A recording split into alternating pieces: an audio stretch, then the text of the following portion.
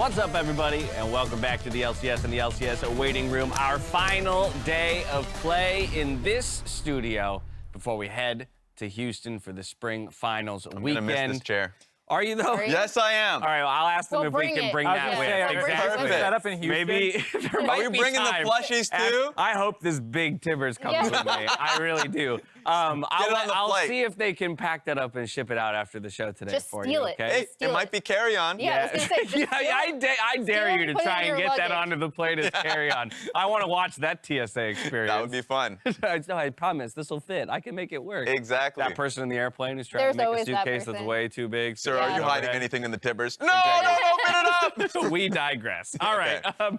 Before we dive into LCS playoff news, we have to talk about the end of Split 2 of Champions Q. It has concluded, and just a few days ago, we had Proving Ground MVP Dokla and Golden Guardians Ole share some thoughts on what Champions Q has been for them. Let's take a look.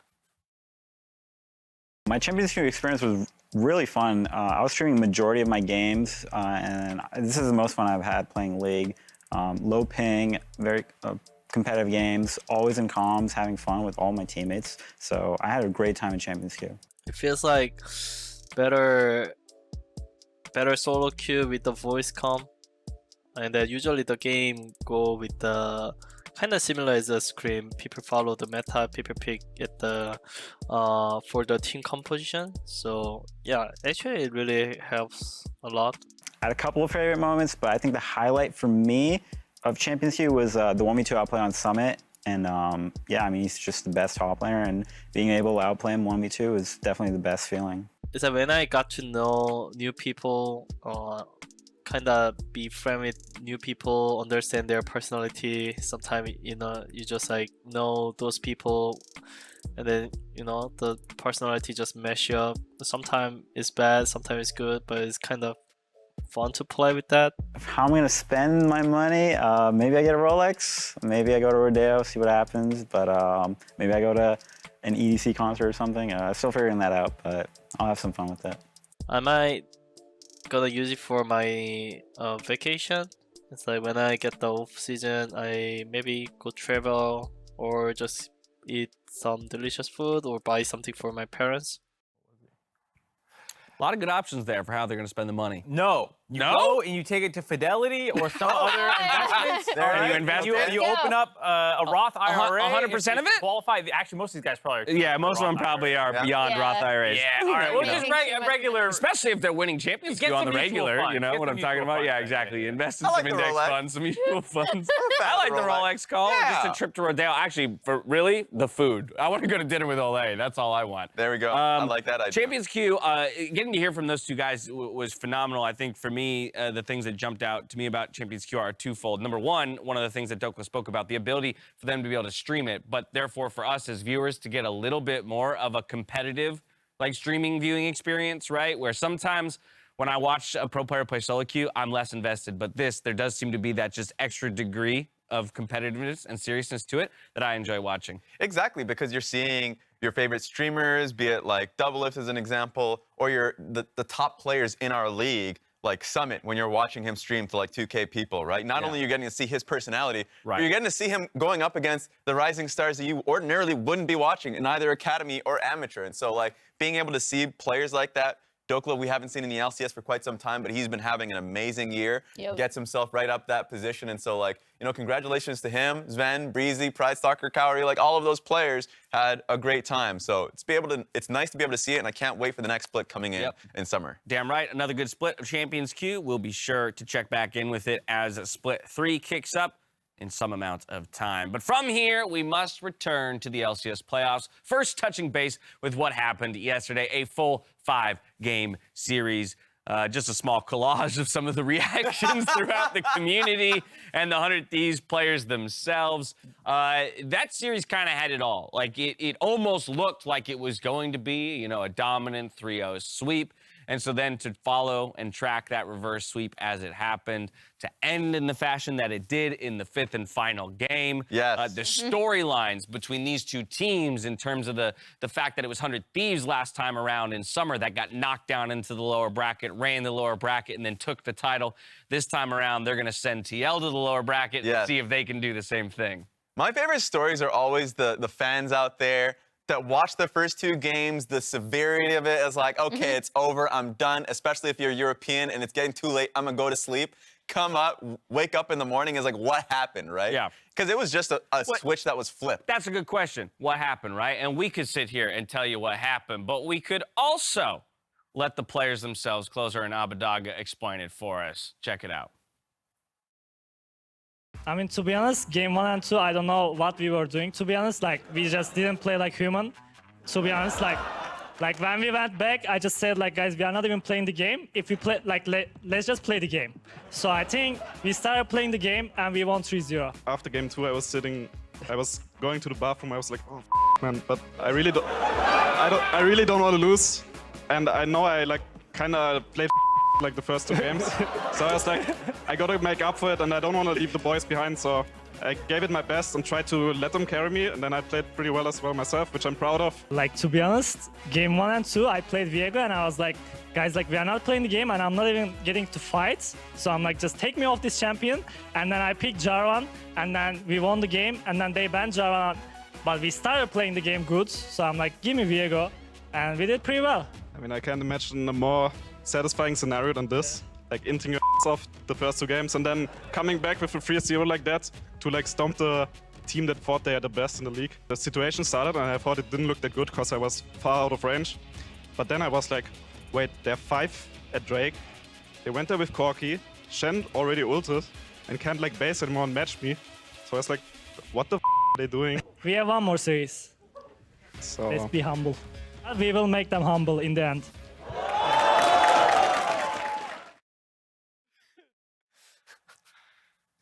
First of all, that was an insane interview. If you go back, just go back and watch the full interview from those 2 because it was great. Like, they were both obviously incredibly pumped and hyped coming off of that reverse sweep. But then additionally, the background, like, laugh track. Yep.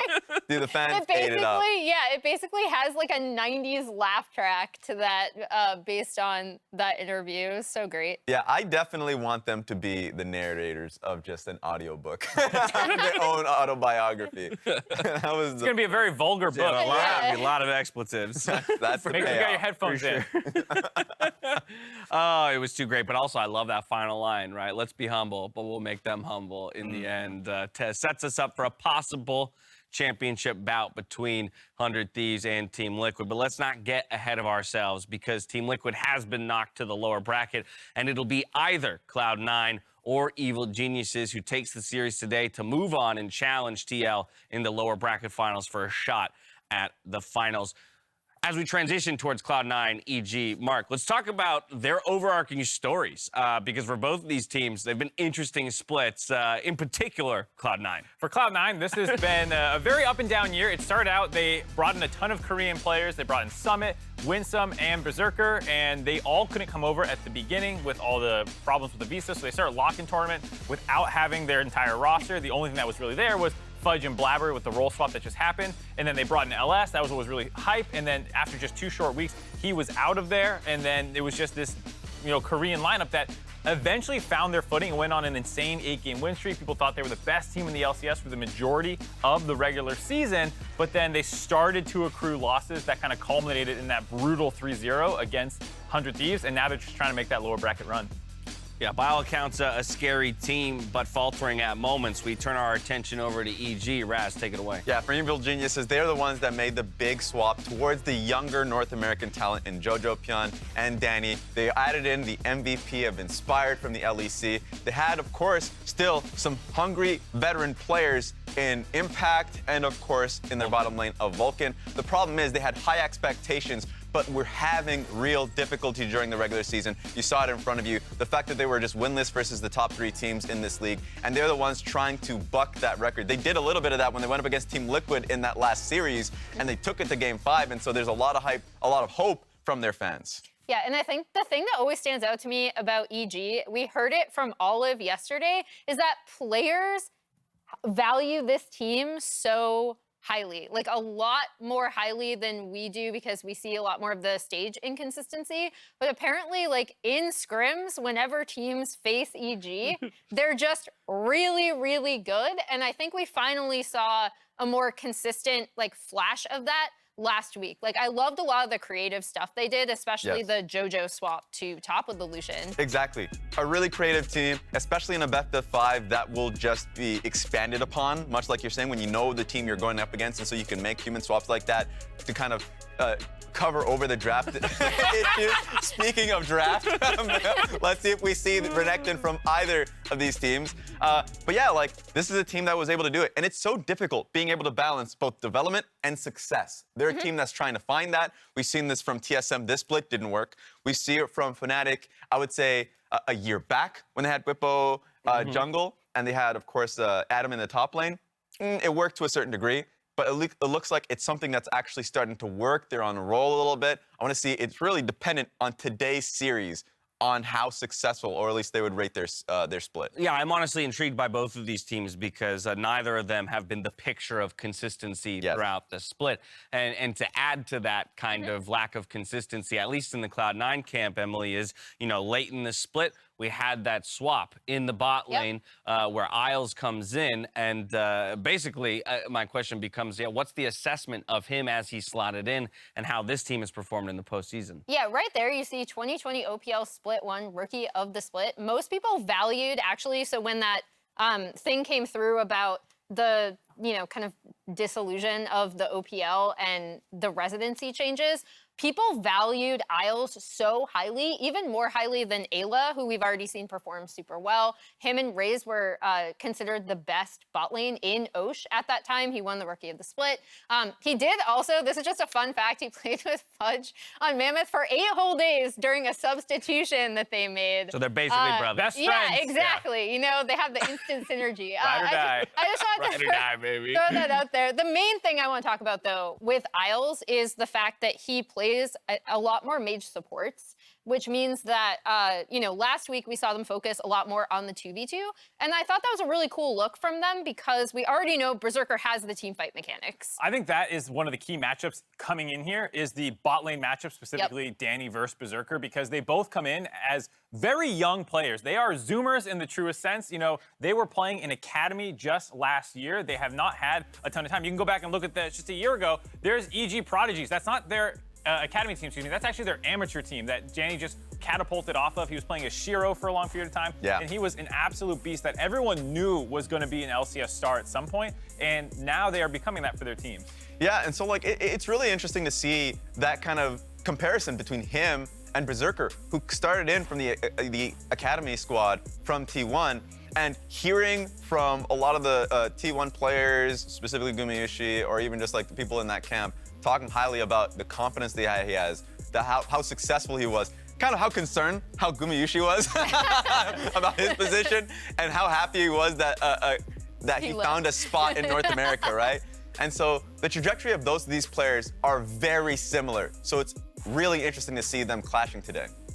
Yeah. Oh, without a doubt. And when we think a lot about, you know, what excited us last year for Evil Geniuses, it was Danny's performance and the team's willingness to kind of build and play around him. Obviously, they've also introduced JoJo, and we'll get to him in just a bit. But then on the flip side, same thing for Cloud9. When Summit, you know, was originally looked at as the primary win condition for Cloud9 and started underperforming, it was Berserker that most people point to as the secondary carry on that team. And maybe at this point, the primary. Well, even in their 100 Thieves loss, right? Berserker still had those teamfight moments where you're like, can he carry this out? Maybe, you know, like, can it happen? And that's why I think focusing a little bit more on the bot 2v2 is super interesting to me with Isles in that lane now, because them being stronger initially, I know Mark brought up several times about their forward percentage and how their bot lane kept like getting shoved in. and then it was in team fights where you would see them like pop off. If they now have a stronger lane, that's just another lane for them to be able to play around. And that's why I'm so excited about this graphic right here. The fact that Berserker's CSD and some of these more early game laning stats have been increasing. They were very middling throughout the year, not because of his own skill problems, but just him and Winston were not able to get it done. And so with the swap to Isles, will they be a power point now against EG's bot lane? Because Danny's been really good in lane phase, and Vulcan is incredible when he gets outside of lane phase. And if you're just going to be sacking bot lane the whole time, that means you're letting Vulcan run over the map. So Berserker and Isles need to actually contest this bot lane of EG to stop that kind of roaming from happening. Yes, and it's a necessity for Cloud9 to have basically another strategy. Yeah, they tried this when they went up against Golden Guardians, but they talked about how easy it is to do versus a worse team. They're going up against evil geniuses that a lot of teams are giving a lot of respect to. You cannot be playing towards topside all 3 to 5 games, right? So the fact that they now have Isles who's willing to play more dominant bot lanes, mage supports, counterpick a little bit more, right? And now, if you're a Blaber who wants to play through your support a little bit more, kind of buck the trend that they were having initially where they're not playing support jungle as frequently as possible. Now you can utilize bot lane strength. Berserker, who was actually performing in that series, by the way, versus 100 Thieves, is something that people are kind of looking over because the most glaring thing was happening top lane. Absolutely. I'm going to use my good friend here, 420 Drip Lord, to make my next transition. Your good friend. Good call. Yeah, well, good buddy, longtime friend. Who will bring the most trash talk is the question coming from 420 Drip Lord. Well, I can tell you this. With Vulcan, Fudge, and jojopyun taking to the Rift today, some of our fans were wondering who will bring the most trash talk. And we're about to find out. Stay here, Tibbers. The only thing that matters is playing in Houston right now for us, for me personally, because it's been a long time since I played in an arena, and it's very nice to have the fans back in the studio, but playing in an arena is much different and much more hype, because I still remember the first time I played in an arena, and that was like back when fans were in the studio, so I did that progression too, and it is much crazier in the arena. I really want to go to Houston. It's going to be very, very fun. I love playing in front of crowds. Honestly, playing in front of the crowds during these playoffs games were really, really fun. And I want to win in front of the crowds. Losing in front of the crowds feels really bad. So I really, really want to make it to Houston and shit on everybody there, just so I can hear the crowds chanting Fudge Factor. I think our lower bracket run so far has been fine since we just won, but I think we're going to go to finals too, and I'm pretty confident in our run. I think it's way more like hype to make it to finals from lower bracket and even winning the whole thing, and obviously that's way more better than just being in the winners bracket, so yeah. The main advantage of going to the lower bracket is just our mentality is very hungry to prove everyone wrong and to prove that we're very good, which makes us, I guess, just try way harder in general. For this match against C9, there's just everything on the line. There's Houston and getting the chance to play in an arena and have all those fans be there and have that crazy experience and a chance at winning another trophy, which I'm here for. We definitely have a lot to prove. Before playoffs, it felt like everyone considered us like a top 2 team, but now everyone considers 100 Ds in the top 2.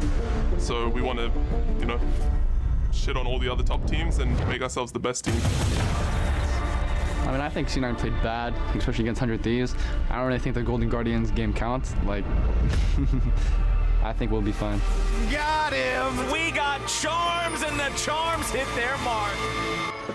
Yeah, I mean, it'll be fun going against Fudge, and I'm going to send him back to top lane. Blaber just ganks mid, jojopyun will die. It's like a classic jojopyun move. That's what I expect. Blaber brings the dunk to the mid lane. Yeah, the idea of sending C9 back home and knocking them out of playoffs, especially in the lower bracket, that's just very nice to think about. I really like Vulcan as a person, and I think he's a really good player as well, but he's been shit-talking a bit too much recently. He's gonna get replaced by Isles and shit on by Isles. That's what I expect. When he's back home, he can think about all the trash talk he wants for next split. I don't care. What's the verdict? Fudge definitely. Fudge goes the hardest, right? Yeah. It's Fudge. Fudge goes the hardest. I think. I get since the beginning. Like, I always appreciate that in Fudge. Yeah. No, I've loved to, the fact that he came into the league kind of talking like that. Yeah, I love While it. he went the hardest, I get a sense, though, that JoJo feels the most confident. You know what I mean? Like, I feel like he feels like he could do no wrong. You know right that Yankos meme about like or not Yankos, just the perks. Like, oh, every time I look at that smug mid lane face, like JoJo kind of has that like, I'm no really good. Exactly. That's what I'm reading the whole time. He's just like, nah, I'm gonna do it. Like, so the words don't necessarily need to be there. It's just there. It's there inside. The non-verbals. Like, this man can walk into a room. I literally walked past him in the kitchen. And he was just like, okay, this is just how he is. All right, let's start breaking it down. We got 10 minutes to go until it's time to kick off this series. Let's jump to the jungle. We haven't talked about these two yet, and we must, because one of them, the MVP out of the LEC, the other, an LCS MVP at that. It's Blaber versus Inspired. 4-4 head-to-head, and I mean, it's funny because it started at Worlds, at the International, where Inspired remembers vividly him being kicked out of that group stage, and it was the fight to who could replace FPX in that group, and it was Blaber that kicked Inspired down. So like that's what he will remember, but throughout the entire split, it's been kind of a little bit of that. So it's a good kind of look for Inspired to finally get a heads up over Cloud9. I think the head-to-head record is super interesting to me, too, because yesterday we had a similar thing between Santorin and Closer. 10 and 10, right? Yeah, and then so it's both 50-50. I also think these two junglers and the way they interact with their teams we think is very similar. But we saw some really creative pathing from Inspired so he could affect his lanes early on from last week that I really enjoyed in actually both of his playoff series. So it seems like he's been branching out a bit more, and I'd also like to see that out of Blaber, because I do think Blaber as a ganking jungler is still really, really good. Oh, sorry. I just really looking forward to seeing how they play against each other. Yeah, and for me, that was an off-camera broadcast moment that I'm so sorry all of you really missed. It was a good moment. For me, I loved how you said that they were similar, just simply because, like, as true as that is, and the champion pool is very close, the problem is going to be how they work with their supports. I think Vulcan works really well with Inspired. They both look from angles mid lane, which worked very well for them when they went up against FlyQuest, and I think it's going to play in their favor here. And a lot of pressure is going to be on Isles to be working closely with Blaber, because Blaber is going to play to his limits, and if he has that support right next to him, then great. Him, Fudge, and Isles are going to make an impact. Now, I'm glad we talked junglers first, because from here we're going to hop to the mid lane, and I'll re-reference the video piece that we had just watched where Fudge kind of talks about bringing Blaber to the mid lane and getting those dunks on JoJo. I think that mid-jungle duo is going to be an interesting one throughout this best of 5. Especially because how much Fudge has talked a lot of smack. There was a period of time where I didn't think he was really backing it up. Over the course of the regular season, there were times where I think you could have called him a passenger to what was going on around him. Yeah. And as someone who just role swap mid, that's fine that you're just not outright losing your team the game.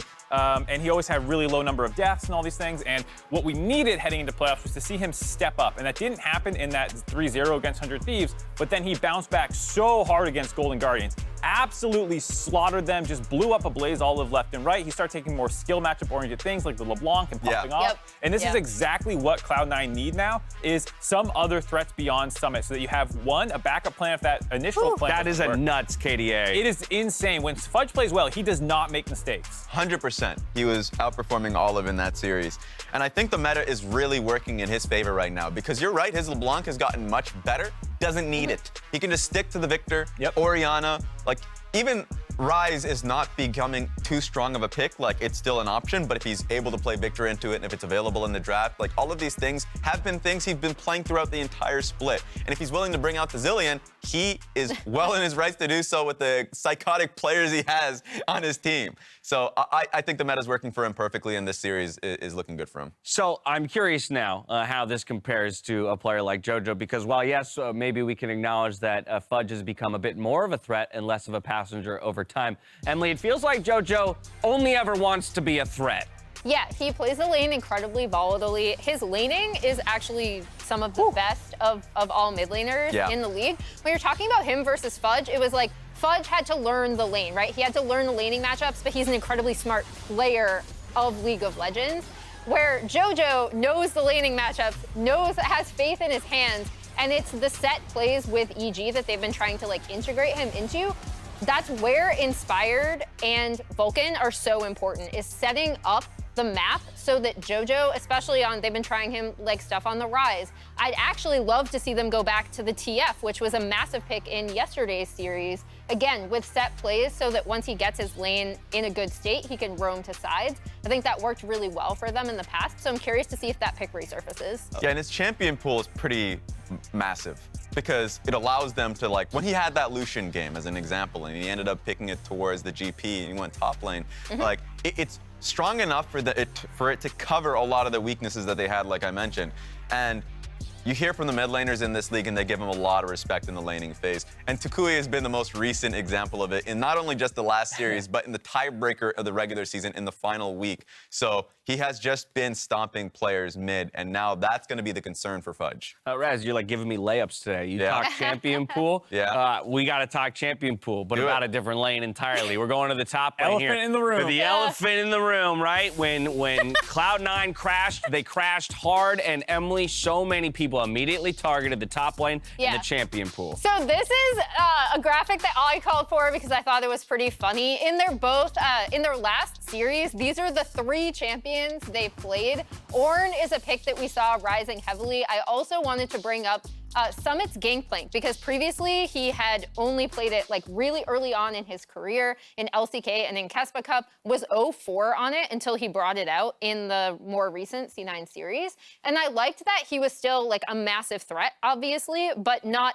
the sole focal point of the team. And I like that graphic as well, Mark, because there are 2 champions notably absent from it, and that would be the Jayce and the Gnar, which was in large part kind of the focus of a lot of people's criticism when looking at Summit as a top laner in their Lost series a couple weeks ago. Yeah, people wanted to see more out of him, not just the lane dominant things. Max Waldo in an interview was talking about, like, okay, we need to learn how to win with other things, so they've clearly done that. What I like, though, is the matchup versus Impact specifically, who has been playing professional League of Legends now for 10 years. And there's always someone who shows up who's the new hot young talent in North America, who's been imported over. It was someday before. It's been well, FLICKR just had to go up against him. Yeah, people always come over. Huni came back over. You know, like there's been people who come in every single time, end of the year, playoffs are rolling around, and top die because Impact is murdering them. And so I think this is such a huge skill check in the best of 5 is to see if Summit can actually get an advantage against someone like Impact. And the one pick that I looked at there that's seeing a resurgence is that GP. Like GP for top laners that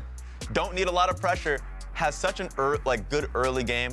And then on top of that, the map pressure that you had at Summit when his GP, I was like, wait a minute, if you're playing like this, why didn't we see this GP earlier?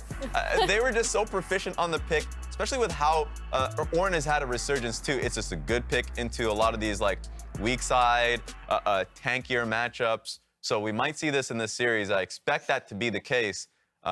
Is he eyeing him? Nah. They're looking across the stage at each other. Staring at each other. Oh, Lordy. All right. 3.5, 2.5 to go till game time. We got to look at predictions. Yesterday, we took a look at 16 predictions, the entire broadcast team, as well as a few League of Legends influencers throughout the space. We're going to do the same today.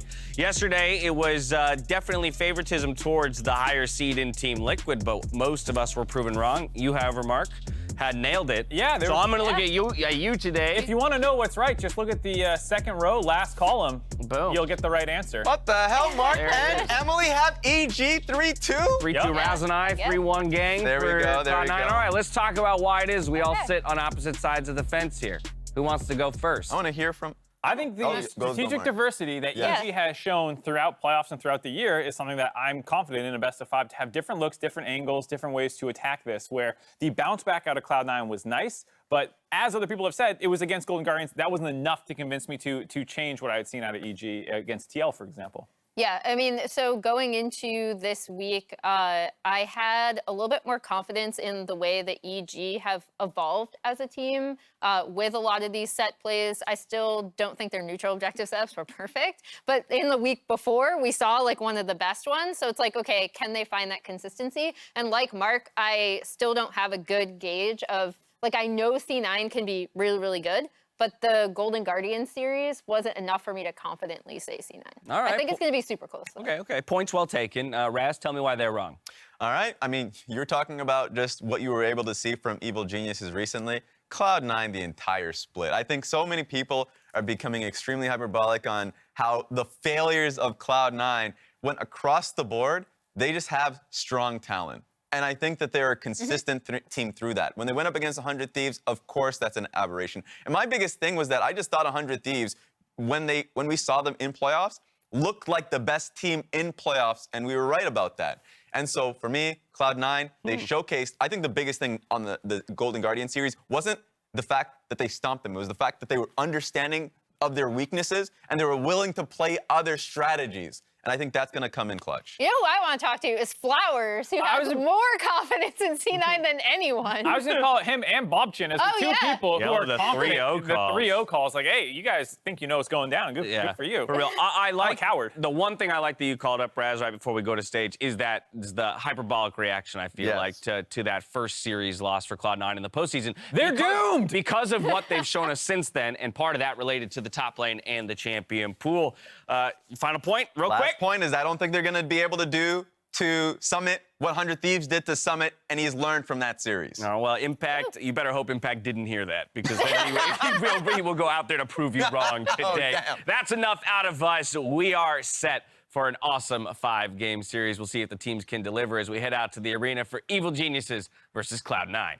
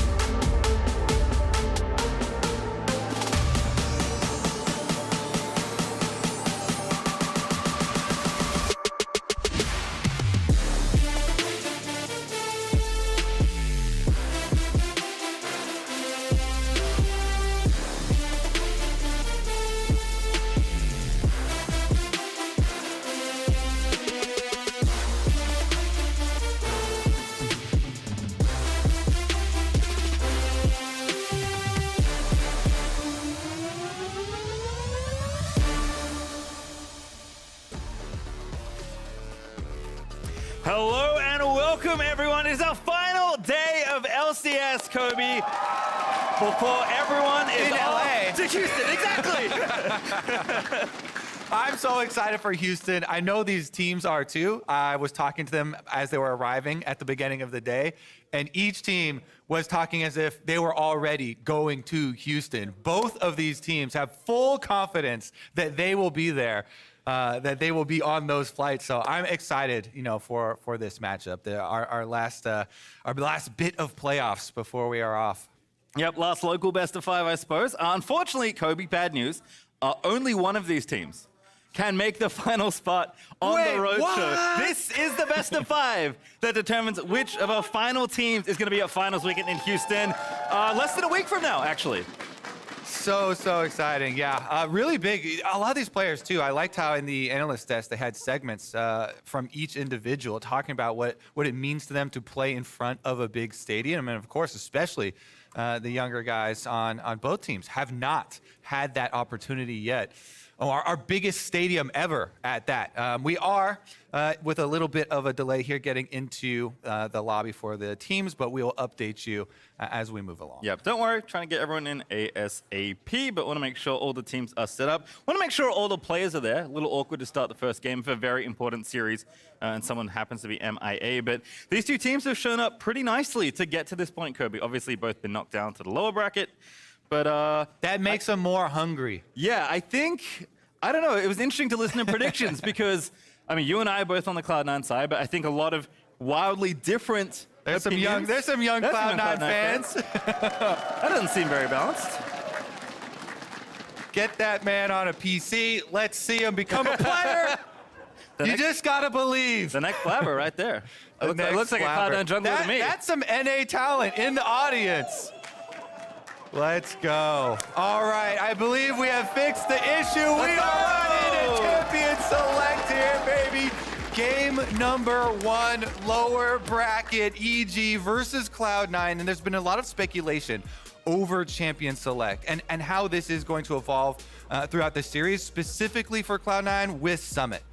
Summit has been both the greatest successes of Cloud9, but also some of the biggest downfalls most recently that have caused some doubt. And really, I am one that still has full confidence in him. He's still drawing the Gnar ban, obviously, as you can see from EG, first ban right off the bat versus him. But then they turn their eyes towards Fudge with the double mid lane bans here, trying to whittle down on his champion pool. Yeah, Victor, an interesting one, but obviously he's played it quite a lot recently. Ari, in general, I think just a very powerful mid laner. Most players don't really want to have that one going around, and LeBlanc is going to get respect banned as well, away from Jojo alongside the Vulcan Nautilus, which has been a deadly weapon for EG all split long. And with Nautilus banned, this is going to really increase their priority on Leona. Both of these teams do very well with their supports on engaged champions. Even with Isles switching in, Leona still with Cloud9 tied with Thresh for most played champions for himself.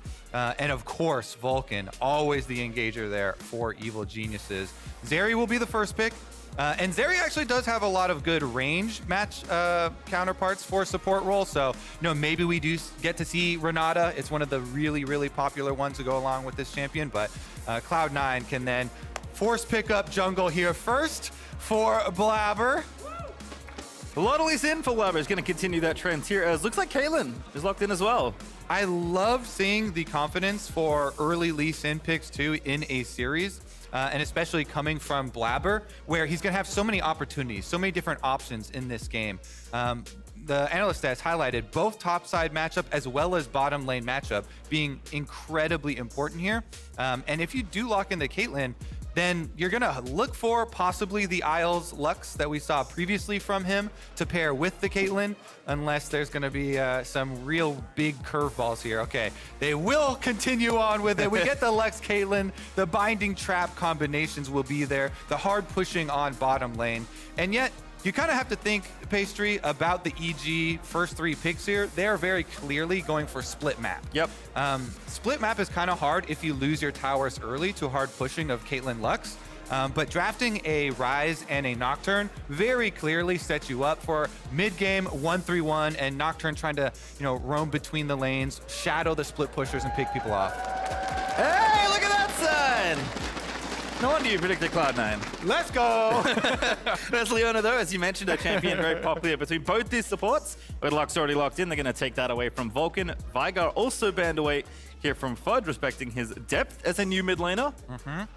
Yeah, see, they're definitely worried about hard CC and possibilities influencing this Caitlyn Lux lane. So as we said, with the Nautilus ban to the Leona priority rose, guess what? They didn't early pick the Leona, so Leona gets banned out as well, and you're just going to follow it up with more CC that you could actually gank bottom lane with. So Rakan also going to be off the table there for EG, and actually maybe even does put more priority on that Renata then.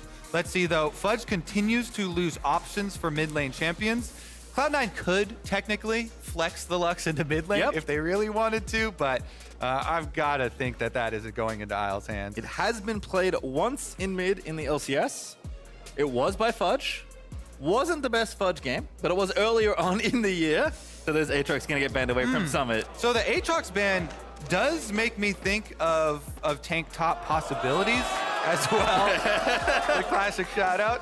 Yeah, Aatrox with the buffs to the sweet spot damage became a bit more popular, plus quite good into champions that cannot burst through because of the sustained healing.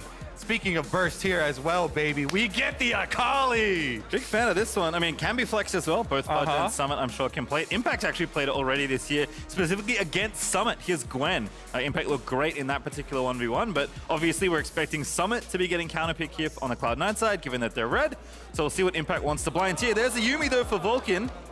That's very scary in the late game with the Zeri. This would be a first. The Fudge Akali, if it goes to the mid lane into his hands, it would be a first. So definitely some possibilities up there, flexing it to Summit. Scaling though with the Yuumi Zeri combination, definitely going to be a possibility for the bottom lane. As I said though, with the Aatrox ban, it makes you think of tank tops. Especially Ornn, because the Aatrox does do well into it with the sustain.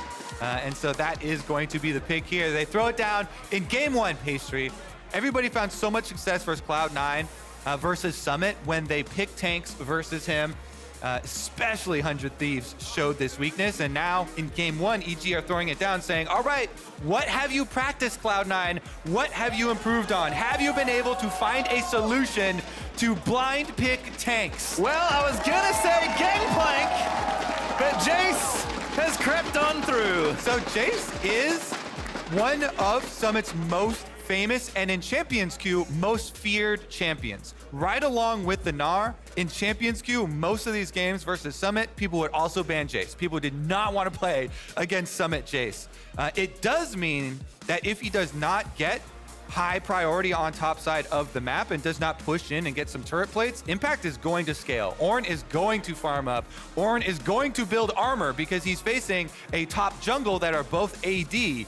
So there is some pressure when you pick this comp for Cloud9. They need to push on top and on bottom, work away at those towers, take away those towers and the possibilities of EG spreading out for later on so that that Ryze Nocturne does not get more territory to work with. I feel like the top lane matchup's like a cute little microcosm. You know, the veteran in Impact, the new hotness in Summit. But you know what, Kobe? I just want to see how it plays out on the Rift. I just want to see tank counter picks. I want to see real tank counter picks. If you know, you know. Let's get into game number 1, baby, though. Cloud9 versus Evil Geniuses. And yet again, they dare Cloud9. What is your response to the blind pick?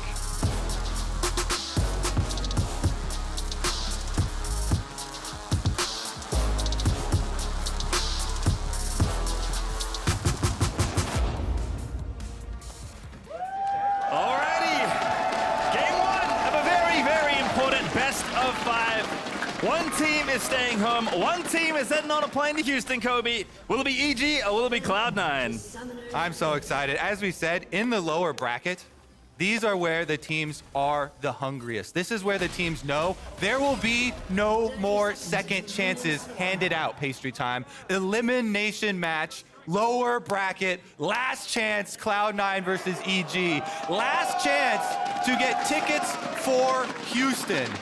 That's actually a good point, as we do have a quick pause. I don't know how many tickets are left right now. I can't imagine as this series gets closer to ending that there will be lots of them. So if you haven't bought your tickets yet out here listening, maybe not a bad time to get involved, because you know one of these two teams is going and you already know the other two. Yeah, I was definitely referring to the two teams here, but it's also gotta get a ticket plug in there. Get those butts in the seats. Yeah, man. And we start out here with a little bit of a pause, but we will get right back into it. Again, there's so much riding on this match here for both teams, trying to get to the first stadium finals that we have had for the LCS in over 2 years in Houston. And for EG, as an organization, this would be their first LCS finals. If they could make it all the way, if they could win this match and then win in Houston, be able to get to the finals. For the organization, it would be huge. They got to lock-in finals, and they would love to supplement that with an LCS Spring Finals appearance. But they've got a long way to go right through Cloud9. Well, nothing too wild at level 1 here. Everyone just spreading out. Fudge trading wards there with Inspired, it looks like, as the trinkets pop around. And it is going to be Blaber over on his red and Inspired over on his. So opposite side jungling. Looks like Inspired's going to have eyes towards top lane, first of all. Honestly, should just be a full clear, though. Always.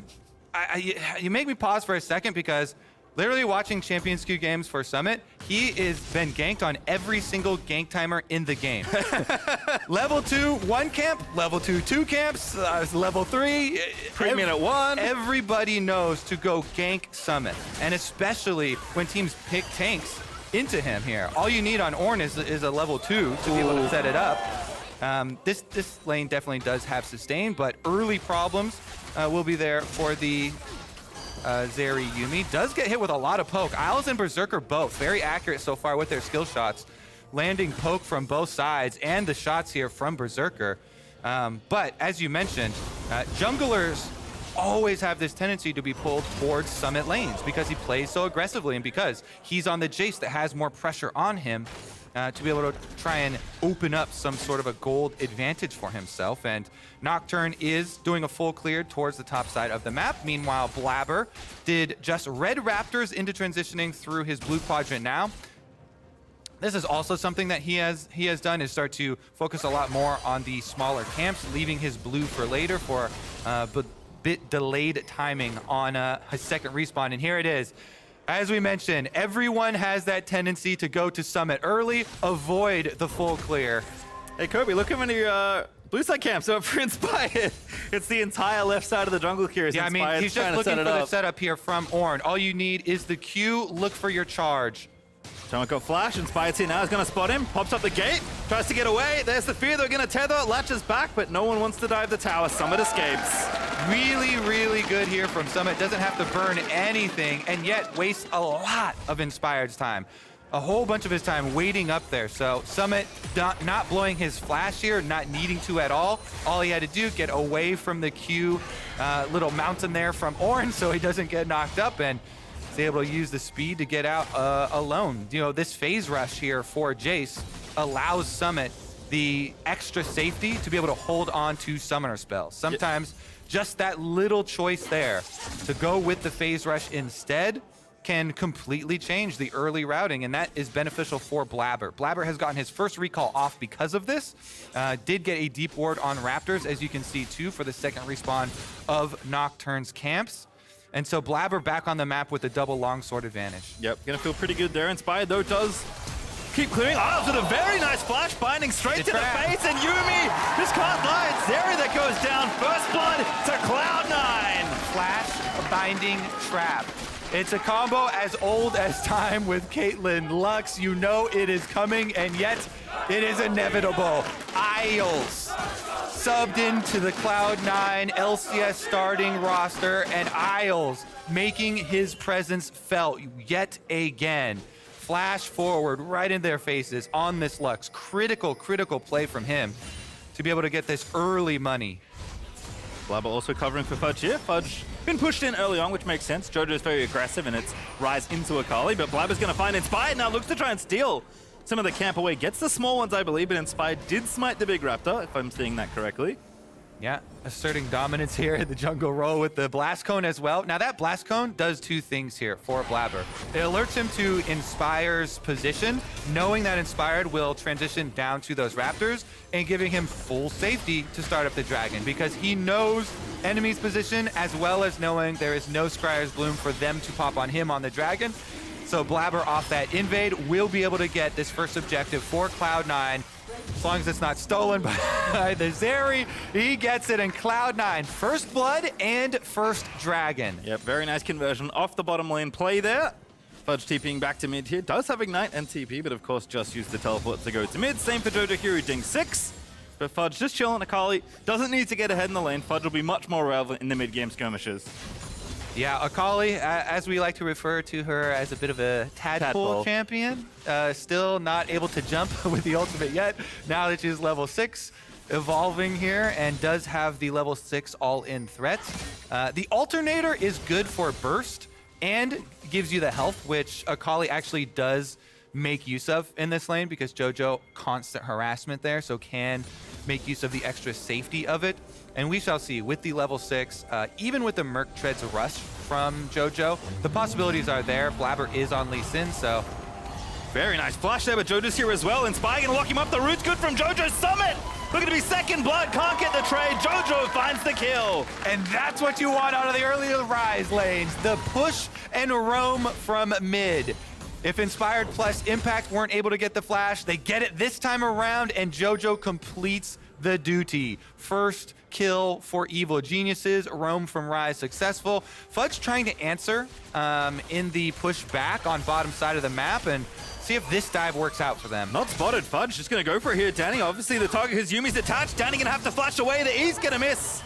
Danny has to burn the flash, but does get away. And you still get the rewards here for Cloud9. You push on the tower, more plates for Cloud9's bottom lane for Berserker. You want to get this Caitlyn Lux pushing down the tower and then rotating them towards your mid lane to be able to open up the side lane there for your Akali to work with. So Fudge does trade his ult and ignite for the flash on Danny, but this makes the Zeri Yuumi incredibly vulnerable. It's very early into the game. They have not scaled yet. Definitely going to be more repeat possibilities of Cloud9 plays on the bomb side of the night. That being said, Summit finally did have to blow his flash and went down to the early play from Jojo. So both mid laners, both teams making their roams successful, making them felt on the side lanes. All right, well, Cloud9 still up by a little bit, but nothing to write home about just yet, as Jojo is going to return to the lane. Give a thumbs up to the minions as they stream on in, and then continue farming away. Very curious if Blaber or Fudge, when he gets the ulti back, does want to go for a revisit down the bottom side, as you're alluding to. But even on their own, Cloud9's 2v2 got them like about 2.5 plates. And the big thing you have to worry about now is Nocturne ultimate here from Evil Geniuses. Anybody caught out, anybody without a flashlight Summit. Oh, look at that! Perfect timing there. Someone's going to get feared up and killed. The knockback's not enough, and Inspired gets on the board. Can't be fighting in the river with no flash versus a Nocturne. Level 6 from Inspire acquired, level 6 successful. And this actually means Impact will pull ahead in CS. He had an entire wave at his tower to clean up and farm afterwards. Such big rewards for Evil Geniuses off the top side of the map. This is going to do a lot to even up that gold lead. I think Blaber may have just seen Jojo, but EG are actually calling down their mid laner here briefly as the plates are getting aggressed on. Blaber with the wraparound is going to get spotted. No realm warp, but he does have flash here for Jojo if they want to make a Ryze play. They see Blaber trailing him down, though, so they know it's too dangerous. Yep, and now Blaber knows, of course, that he's seen, does take out that ward, cues Jojo as well for good measure. So Rift Herald collected there by EG on the other side, but this tower's looking very low. Yeah, I mean, it's going to be brutal down here. Honestly, off of the Isles play plus the gank there from Fudge, this is going to be a no-brainer for Cloud9. They will get this bottom lane tower inevitably. And for EG, it's about what could they get in exchange during that timing. And so I think it's very intelligent there from Inspired. Off of his kill on Summit, just pick up that Rift Herald. That will help you get some tower plates back for EG. But this bottom tower is almost gone already. And Cloud9's turrets have basically been unscathed for this early stage of the game. Not really surprising as far as pushing on top side and pushing on bottom side lanes. Mostly going to be about what can these repeat roams do. At it again here, Summit going to get knocked up. Impact with the combo. Nice little buff for the E, but the exhaust should be enough here, and Summit can only fight his way out as Jojo gets another. There's a reason, Pastrytime, that we mentioned in Champ Select. Evil Geniuses are confident to pose the exact same question to Cloud9 that has been posed to them for 3 weeks in a row. All throughout Super Week, all throughout playoffs. What will you do in the face of the blind pick tanks and the top side jungle pressure? And this repeat pressure up there for them, again, finds success, finds another kill for EG. They're still behind in gold slightly to Cloud9 due to the success of a Caitlyn Lux pushing bottom lane, but Caitlyn Lux does not scale as well as Zeri Yuumi, so if EG can keep the gold close there and continue to scale up their Ornn items, continue to scale up their Yuumi, they will definitely have a lot of possibilities later on in this game, because Yuumi attaching to a Nocturne is also incredibly dangerous. When you've got long-range Ornn engaged plus Nocturne Yuumi, things can get scary. But for Cloud9, it doesn't matter. You can't worry about that future before it's arrived. You have to stick to your game plan. Our bottom lane, hard push, get the tower, rotate them now over to mid lane, push out on mid lane. We could keep stacking dragons for Cloud9. 1,000 gold lead plus 2 dragons at 11 minutes is a good pace for C9. Yep, and the bulk of that FTX gold lead is firmly in the hands of Berserker. He was up about 200 clear of jojopyun, who was the highest other earning gold member in the game, but Berserker has to be significantly further ahead than that now after getting all the plates and the solo turret gold down there as well. So he's going to move up top side because that's where EG have decided to put their duo lane. But Berserker is just going to keep on farming. I mean, look at this, even the CS difference between the two. Yeah, it's an interesting match here. EG rotating out to the top side first there with a pretty long timer on the arrival of the next Rift Herald. Trying to rotate this pressure over and just leave Ornn on bottom side. Impact does have teleport. It's not unleashed yet, but does have it to be able to get to one of the towers if there's any sort of aggressive dive setup. Caitlyn Lux always looking to push here. And if they don't have Blaber hovering, they might be the ones attacked. But is it Spider in the outcome? I'm not sure he can get away. The Yuumi ulti is good. Lux is going to get rooted up, but Isles is going to flash away, and Berserker gets out of there as well. Double flashes for the double ultimates off of EG. And with the previously picked up Rift Herald Pastrytime, that is going to be a whole tower picked up for EG. So they will finally be able to strike. They've got plenty of time to get all of this turret plate money for themselves and into their scaling up. Ooh, maybe not the angle they wanted. They're going to dive for it. Very nice stasis there from Jojo. Blaber's going to stay to finish off the kill. And he barely gets away with the trade. Jojo dies, but he takes one with him. The young NA talent here, Jojo, out of the Zonias, gets his combo off within tower range and gets the counter kill. So Evil Geniuses, they make their power play on top side. That's where they use an extra member, extra resources. That is the jungle gank for them. Of course, that one is successful. You know, they get the double flashes out of the duo lane from Cloud9, and they get the tower summit. Let's see if he can actually steal this, though. This would be a hilarious shock blast steal. Lying in wait.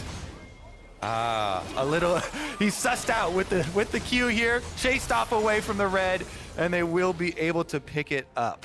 Honestly, though, the jungle play from EG, successful on top side. But then the response here, the defensive play from Jojo, being able to use his flash early and then the Zonias buying the time, very, very big for them to be able to get a counter kill. Now, he flashes away from the Lux damage, then the dive inside. Fudge still has the tower aggro, and he just barely gets his root off because the E was already on Fudge. So it is a root instead of the slow, locks him in just inside tower range, gets the counter kill. And this is not Cloud9 super sweating yet, but they are starting to worry about it. You know, too much gold back to this EG team definitely could be a problem in the future. Cloud9 need to keep up the pace.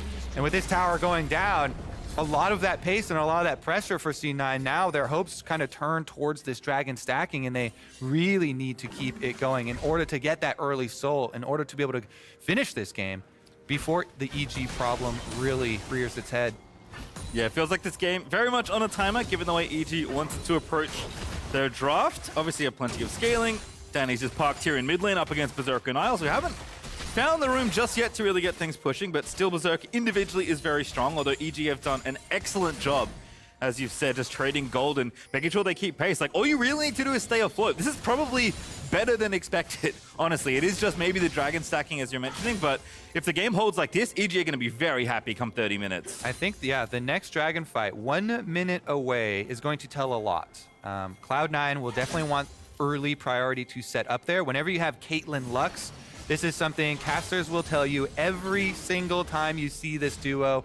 Get to the objective first, because if you can lay down your traps and have your Lux throwing the bindings, throwing the light from this fog of war of brush and early position on dragon, that is everything to you. And that is why you can see they have put all of their wards down by dragon. They don't care at all about second Rift Herald. They have everything set up there for the arrival of this ocean. Fudge doesn't have teleport, so he's going to have to walk all the way from base, but he will get there in time. Impact, though, just walks his way right into the river. Ooh, what a flank, actually. Isles Hab's in a spot above it. Danny may be in trouble. Blaber going to get rooted up by the Yuumi ultimate, and there's the Ornn ulti trying to get another. They do get the knockdown, but Inspired already gets a kill. That's critical because that's the jungler Pastrytime. That means you have no smite for this dragon. Your dragon stacking hopes are crushed. Evil Geniuses have done it. They push down mid tower with the Rift Herald, and they can collect the rewards of the Ocean Dragon. There goes the soul, the hope of the early soul. Cloud9, though, they want to fight him off of it. Yeah, someone just going for it. Impact, though, having to face take a little too much damage, but not enough as Jojo going for a big combo, gets the Everfrost root. Blaber's going to survive. Blaber is revived now. He's heading from base. EG did not rush onto the dragon, and Cloud9 still will be able to keep it alive. No, they can do it. Yeah, Berserker's like, all right, I'll do it myself. Okay. I got all the gold, fine, I'll hit the dragon. This is an interesting decision there from EG off of that pick not to take away the dragon and give Cloud9 the opportunity here for soul point in exchange for pushing down mid with the Rift Herald there.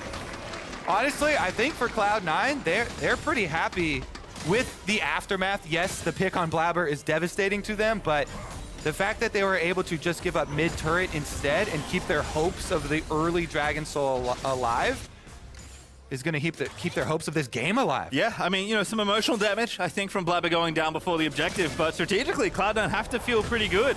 Getting those Drakes now on track for that quick soul snowball. I mean, that is, I think, what they're playing to here in this mid game. EG have a gold lead, but the gold lead's going to lie to you a lot once Ornn starts hitting level 13, 14, 15. I just think that it's so risky to make that choice. You know, go for the mid tower instead of going for the dragon, because if something goes wrong, you know, Blaber could just get a steal. All he has to do is get a Dragon Steal or something and be rewarded with, you know, all the power of an Ocean Soul, forcing Evil Geniuses to build some grievous wounds on their team, which they so far do not have any of. So we will see. Cloud9, the timer's already ticking. 4 minutes now still left on this clock. Trying to get to the point where they can have multiple items for that fight is going to be critical. Trying to get angles to be able to get inside for either a steal or a pickoff. They do have lots of poke. This is the advantage of the Cloud9 team. With Caitlyn, Lux, and Jayce, you have very good range with all 3 of these champions. And so, again, if they could get into the river first and you can start to throw out that poke as EG try and circle, try and go for their engage, that would be hugely, hugely beneficial. Problem is, Ornn ult plus Nocturne with Yuumi on top of it is a guaranteed dive. Yeah, obviously, you know, we looked at draft and said, oh, Zeri Yuumi feels really good come late game. Well, Vulcan's been pretty much perma attached to Inspired here, as you can see. And Nocturne's much better in the early game than Zeri is. There's now a dive on bottom side, 3v1 here for Summit. Fudge is past Impact. The lights are up, but he's going to keep going for it. Ornn ulti, Yuumi ulti, everything thrown at him. And Impact takes him down again. Yeah, the lights are out, but Vulcan throws the book at him, and it hits Summit down again. And Summit no flash again. 0-4 on this Jayce. Definitely a word of caution to Cloud9. This one is not coincide with the dragon spawn, so it is not going to be as huge of a deal, but it is another repeated message from EG that we will come for Summit and we will kill him. Kind of makes sense why Nocturne was maybe such an attractive pick for EG. Obviously, generally, pretty good jungler as well. Jojo currently 1v2, but not too scared of Fudge and Blaber, you have to think. I also coming up as well. Yeah, it's actually a jungle that I highly recommend, even in solo queue right now. Nocturne is a very good state at all levels. It's very straightforward to play, so you too can repeat this Evil Genius's success at home. The build is always Stridebreaker, and for solo queue, it is always Death Dance second. We shall see about this one, though. Summit, again, no flash means he is even more vulnerable to the next Nocturne ultimate. And once you start to get later into the game, with your ability haste cooldown reduction, you can see the ultimate there for Nocturne. Back up again. He's level 11. It's rank 2 ultimate. Plus, with the Kindle Gem on top of Stridebreaker, you can easily repeat the success that you have already shown. 1.5 minutes, though, for Cloud9. They try and farm until this next soul. Fight for this dragon, and then hope that they can actually complete on it. Yeah, kind of gold has swapped hands a few times already in this game, but EG are sitting on the highest lead we've seen in the game. Cloud9 were up about 1,100 gold early on, and now EG have that lead plus the timer, plus the scaling they've drafted for themselves. And you see that Lord Dominic's completed second from Berserker. I do like this, knowing that he is going into an Ornn very clearly on this team. Gonna have to do something about that front line, but here's that dive pastry at clockwork. It just looks a little bit too easy. Inspired on a killing spree now. Again and again and again. And no responses from Cloud9. No change in their answers. And this one, 47 seconds left on that dragon spawn. Summit will be alive again for it. He also has Unleashed Teleport, but it just feels like it's not going to matter, like it is not going to make a difference. EG, Impact has plenty of time to go back to the base. Wait, unless he gets interrupted here, Fudge. Ooh, Fudge hunting him down. Oh, actually gets the flash. That's good value, but as you were saying before, the advantage of what C9 have is getting into the river early and poking. Can't poke if you're late, but now they're gonna go after Jojo. The dive is there, Blaber with the kick. But Jojo escapes. TP in from Summit, though. Cloud9 really want this soul. Now, they actually want to stop these backs, too, because that's a good chunk of damage on Jojo and on Impact. If Blaber can actually find Impact as well, he does not cancel the Ornn back, so Impact will come back full health, and this is just going to be EG trying to get through the trap line. You see the Caitlyn trap line. They got to burst down this dragon and just go for this smite fight. Yep, junglers both in the area. Dragon's down to 15 HP. Fudge here as well. Blaber running a little low. Blaber just going to have to go for it. Inspired just waiting in the back of the pit. Summit's trying to find a flank. He's found Jojo. They're going to look to try and get that kill. The dragon maybe forfeit. That Blaber goes back in. He got it. He got it. Finds the soul. Cloud9 grab the fight as well. They're going to lose one more at the end of it, though. But Berserker and Isles still going for it here. But now they have to run. There's 4v2. Cannot fight with the little Caitlyn. Locks an Impact. He finds a knock-up Berserker. Nets out of the way. Doesn't have Gale Force. Does have Flash. Gets himself out of there. Isles now slowed up and killed. Danny Unleashed is looking for the kill, and he just keeps hitting Q. It doesn't matter. for EG. Running from a Zeri Yuumi combination is one of the most impossible tasks in League of Legends. They can jump walls, the prowling projectile slows you, the chase down.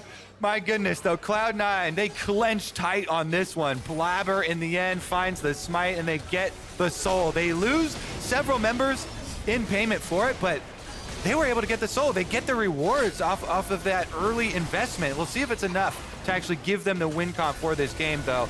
Even with the healing, another chase down. EG find Summit for the 6th time. It's a lot of deaths there for Summit. 0-6 on the Jayce right now as he's overextended in the bottom lane and swiftly punished by evil geniuses. But Cloud9, they got what they wanted out of the deal. They got the soul. I don't know if that's enough to overcome what is now almost 3,000 gold ahead for evil geniuses. Yeah, if we look at the inventories here, the Bramble Vest is about the only... Oh, we do have the orb down there for Vulcan as well, so Yuumi can apply it. And Yuumi does have pretty good AoE, so it's on Vulcan and on whoever attacks Impact. Baron, though, is going to get started up, and this is the teleport coming from Jojo. EG is happy to challenge Summit. No TP. He's going to be late to this play. Gonna have to run as fast as he can. Jojo just fending them off. The fight is what they want instead. Inspired pops it. Oh, not the over the top. It's picture perfect out of EG. Gonna find 2 kills already. All right, that's gonna be an easy return to the Baron here. Cloud9, they have a little bit of poke with, but not much. And still they're going for a Fudge, getting aggressive. Blaber here as well, but not much health to speak of. Fudge gonna get rooted up and slowed down. Trying to dash between them, but it's just not enough. Fudge trying to buy time though, trying to escape. The slow is not there, the root doesn't land. Fudge still alive. Oh, gets the jungler. That is a critical kill from Fudge into the shroud. Danny's got the kill finally, but that does stop the Baron. Hey man, Ocean Soul does give you a lot of sustain for those long fights, and Fudge making the most of it as he kites out the entire EG team and bursts down Inspired. Inspired not giving the extra credit there to Fudge, not actually allowing for the possibility of that burst damage, and they give over the jungle kill. Honestly, the poke at the beginning here, they're focusing on the jungle. They're trying to put some sort of threat on him, trying to get them off of this Baron.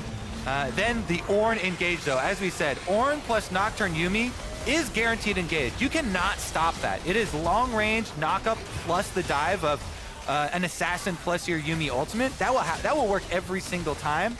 And yet it's about the re-engage here. Fudge trying to buy some time, trying to get them off the Baron. They do get them off the Baron, but he decides he wants even more than getting them off the Baron. Pastrytime.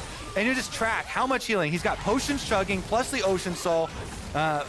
Able to kite out so long here, and with the E attached to Inspired, he goes for the smite onto blue buff, but Fudge still has enough damage to finish him off with the passive auto as well. We're back at it. Here we go. Another round of Baron attempts here. Blaber threatening the steal. Yeah, this is not a replay. This is back to live. Similar situation though. Cloud9 trying to fend off EG's Baron. Baron under 4,000 health now, but Cena here is 5. EG peeling off. Ornn ulti out once again. Pops it down the choke point. Gets a triple knockup. Baron 3K. Blaber's got to get in there. Blaber, I don't think he can get in. The lights are out in EG. They've secured themselves the Baron. Very nicely done. This time, they keep Cloud9 out of the pit. And evil geniuses will be wearing purple on their next march. Teleported back out. Can they actually save this, though? They've got a rotation from Jojo. I don't know. It's going to be hard. Caitlyn's got long range. She can just auto-attack it down. They still want the tower for Cloud9, and they get it. Elder Dragon, a minute 30. We'll see if either team, or see if Cloud9 specifically, can get them's way out of there, because EG are now going to be sieging the entire map. We got Ryze, we got Nocturne, we got Ornn. Feels pretty easy for EG to split 2 or 3 lanes with this Baron buff. And Impact actually opted to upgrade for Ryze and for Nocturne instead of upgrading for Danny on the Zeri here. With the importance of their dive, they really want those members that are in there gonna have that extra oomph. Instead, I wonder if they're going to be able to push in all 3 lanes here. Ryze actually gives up on the top side split push. You see that Jojo has opted to switch over from his teleport. I believe he might have just used it. Might be on cooldown, and so that's why he's gone over to the exhaust instead for the fight. But it does mean they don't want to spread so thin as to do 1-3-1 and just want to 4-1s push in on 2 lanes, get bottom and mid in, get some of these outer towers down, get more money. Yeah, not really stoppable here as Jojo even just burns the Everfrost to try and make sure Blaber can't look for an angle if he was going for one, but EG feeling very comfy here in this siege. They already took the tier 2 in bottom side. Jojo's gonna get the mid one pretty easily, and Danny is just shredding through the waves right now. 3 items done for the Zeri. Once again, Danny is quietly just accrued a bunch of gold, and now EG are almost at the 30-minute mark saying, hey, what are you gonna do? Jojo, sieging down the tower though. Let's see about it. Inspired threatening between the 2 lanes as well, constantly with this Nocturne ultimate. It just becomes so difficult now for Cloud9 because Pastry, the scaling that we were cautioning against here for this EG team has arrived. You know, Impact about to hand out another upgrade as well, as he is very close to leveling up. And the Elder Dragon has arrived. So after getting both of these secondary turrets, this is going to be the next step for EG. Ward up the entire blue quadrant. You see this thing is fully lit up as Cloud9 will have to arrive through some very small corridors here. It makes it easy for the Ornn combination to line them up. Blaber's going for the play. They're going to try to get Jojo. He's pretty tanky though on the Ryze, and the Ornn ulti, and the poke's just going to get Isles killed. And now they dive in, Inspired with the final chapter over the top. Blaber's going to die to the double, make it a triple there as Inspired picks up the next one, and it's now a 5v2, make it a 1v5. It's only Fudge left alive. EG might not even need the Elder Dragon now. Nope, they can end the game, Pastrytime. Evil Geniuses, game number 1 versus Cloud9. Elimination set in the playoffs, and they're running straight for the Nexus with their Baron empowered minions. Feels like everything according to plan. Let Summer play the Jayce, play to scale, and then just play the game out beautifully. From that point onwards, EG streaming down the right-hand side of the rift as Fudge is going to try and defend. Isles with the ulti, but it barely thins the wave. Fudge not going to be the next target, but they can just keep on diving. Jojo racks up his 7th kill of the game, and Isles cannot defend this. Blaber can't do anything. Berserker maybe can shoot them off the Nexus, but I don't think it. It's a long kill there. Berserker has gone in for the play. Blaber with a big kick gets Danny back in the team, and that is going to be Danny low, but he's not dead just yet. Isles finally finishes that off, and C9 do hold. Summit looking for the kill, gets Jojo inspired. He's going to get in there as well. And now can they get another impact? Another kill there for Blaber indeed. He's going to give it over, and Cloud9 with a massive defense. This is huge Pastrytime. They can do more than hold. They can get an objective bounty shutdown on Elder Dragon here. They can push them back. Inspired is the only hope now for EG. Can he steal it? Don't go with Yuumi, though. That would be a double sacrifice. They're just going to give up the Elder Dragon buff instead. So Cloud9, not only do they defend their Nexus, but they also buy themselves so much safety and gold. Slingshot of a comeback here on the horizon for Cloud9. And you remember back, Pastry, to the choices that led to this moment here. Cloud9 were allowed to continue stacking those dragons even after EG had the upper hand, had control of the map, had a pick. And now they may regret it because this Ocean Soul will always stick on Cloud9. And Berserker here is able to dish out the damage, pushes them off the Nexus. Summit then teleporting in to pick up the extra kill onto Jojo.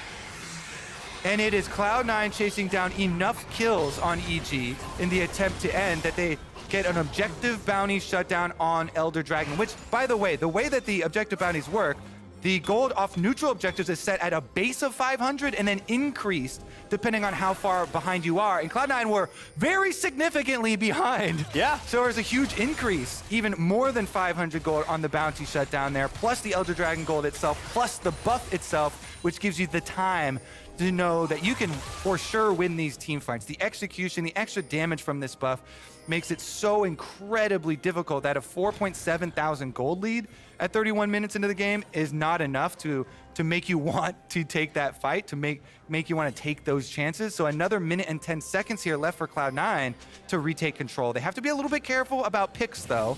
Full-on team fights would be to their advantage, but picks. We're going for it again, Inspired there with the ulti, and they can get a pick indeed. Fudge will be slain on the side lane. You have to be worried about the picks. There's so much movement from Nocturne ultimate, from the Realm up here from EG. They're not going to give up. They're going right into it now with a 5 versus 4 man advantage and 47 seconds left on this Elder Dragon. EG want to return to the work that they started. Nexus looking vulnerable. Obviously, there are no towers. And mid's open as well, so they can maybe take another in-hit. Jojo with a very big bounce there, and all over the top is massive as well. EG coming in for seconds, and this time they will get the job done. Danny just zooming on over the Nexus. Blaber's trying to hold. C9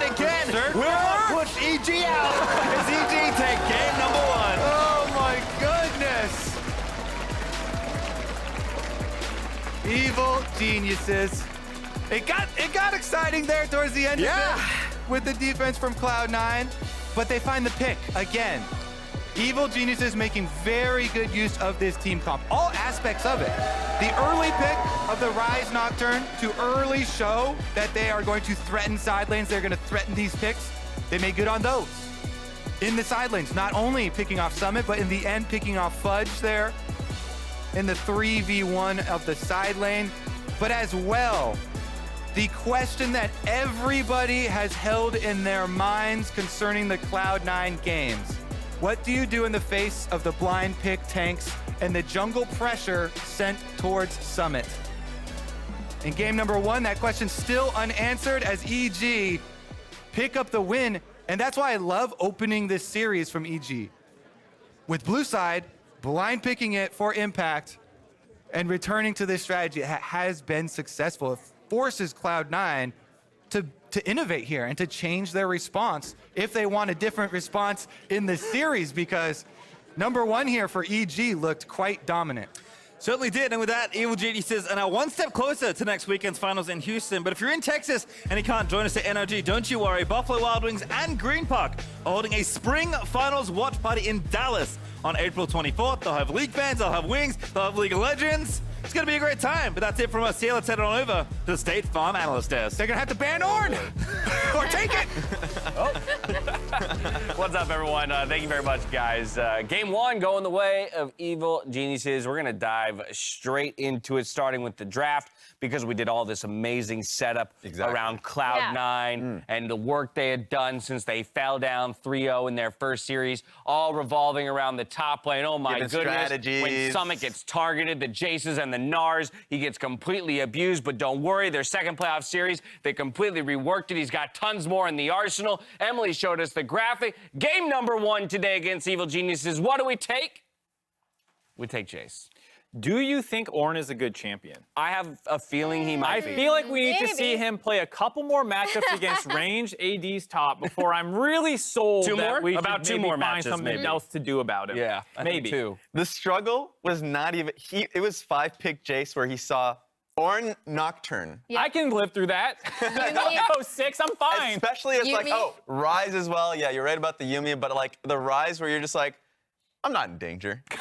This is fine. Everything's on fire. On top of the Jayce, and yes, we've got criticism to levy towards the Jayce pick at the end. The other thing that we saw from Cloud9 is the Caitlyn Lux bot lane, Emily. And it actually started off like really well for them. I do think when you're looking at these team comps, they're, It's what they're doing right now. EG's comp just flat out like wins out unless the Caitlyn Lux gets ahead, right? So this early bot lane 2v2 kill, this is exactly why Isles is here. Like this sets up this lane to just constantly push. It's a great 2v2 kill. And what happens after that is that the Caitlyn Lux get stopped in the top lane later, and they're unable to have map control after that. Yeah, but the initial strategy, I thought even before that was great, right? It even had Akali roam down bot side when she had a window to look for a dive. Things like that makes a lot of sense. That's something that you talk about before the game so you can abuse the Yuumi on the bot side of the map, and I thought they did a good job initially. Yeah, the strategy itself, good. Those statistics on your screen, good.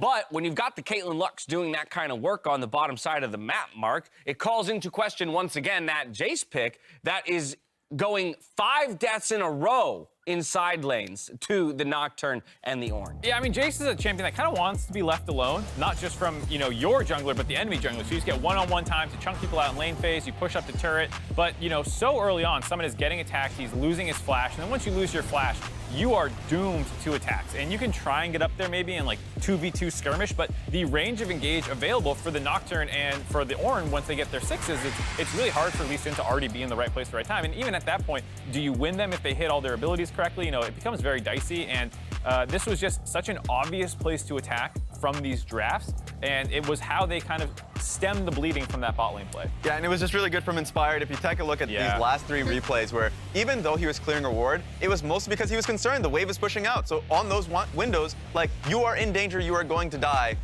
and he didn't have his Blaber right next to him, so that was just always going to be a tough call. And when this happens, like, I'm going to return to the Caitlyn Lux a little bit as we continue in this death highlight reel for Summit. I think you know, that is a lane that you want to snowball. Like, it's a lot more difficult to execute than what EG has, right? Because if you don't snowball that early and you have pressure in your side lanes, you're rotating her around to get early turrets, and this is happening, like, the game is just really difficult to play from behind. Without a doubt.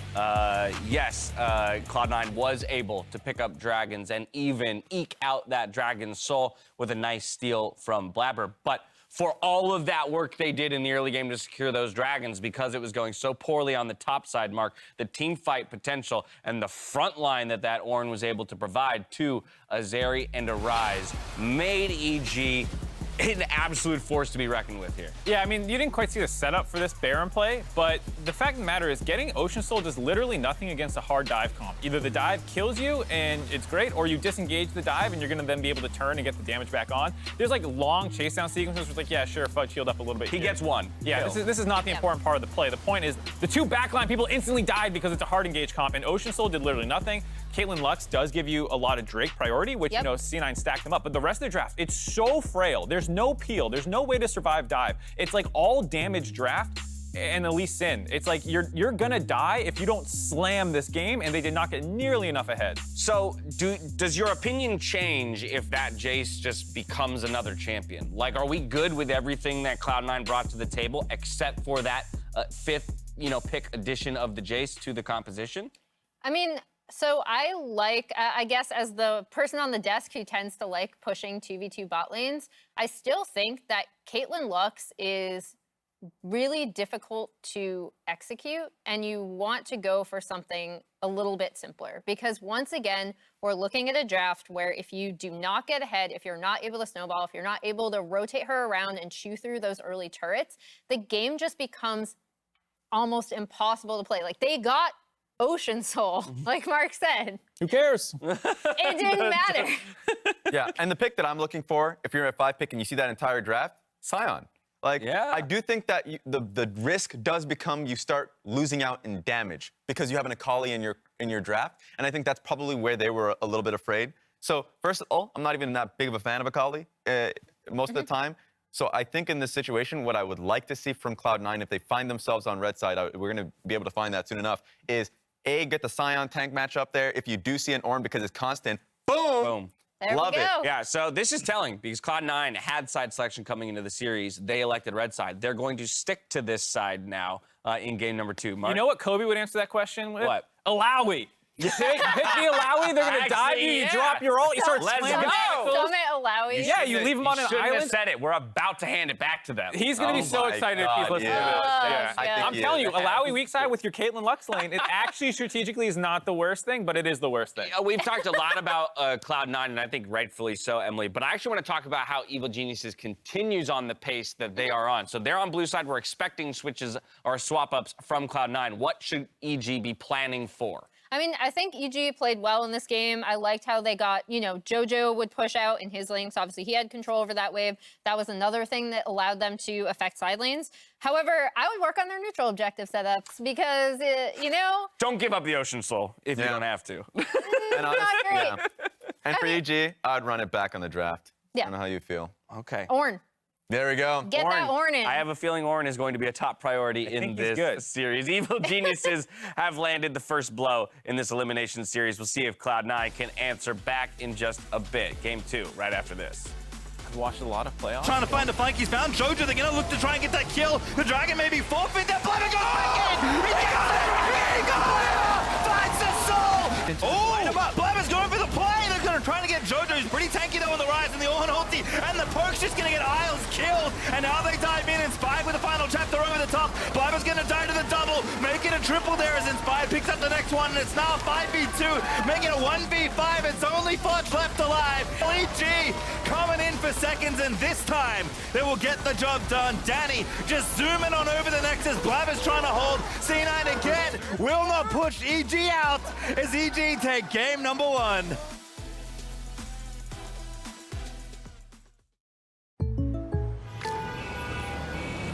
What's going on? Jake from State Farm, the perp just confessed. I think. I don't know. What? Oh, can't afford streaming anymore, so here we are. Oh, don't give up what you love. State Farm has options to personalize your policy so you get a rate that fits your budget. Oh, that's great. The subtitles would be nice. For surprisingly great rates that fit any budget, like a good neighbor, State Farm is there. Call or click to get a quote today.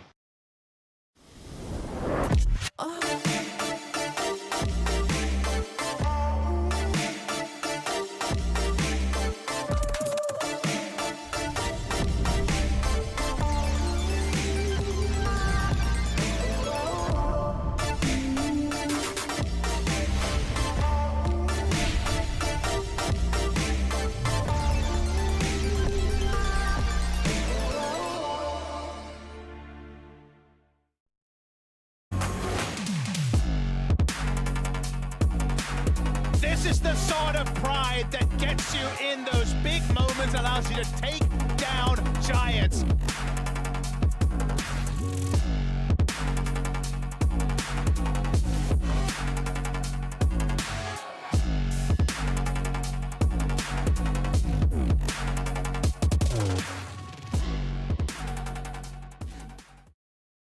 Verizon is going ultra with 5G ultra wideband in many more cities, so you can do more. Mindy, with up to 10 times faster speeds, she can download a movie in minutes or a song in seconds. Yep. Okay, now let's work off-site. Public Wi-Fi? No thanks. 5G ultra wideband is faster and safer, and so powerful that it's not just for phones. Hello 5G home and business internet. It's time to go ultra with Verizon, America's most reliable 5G network, so you can do more.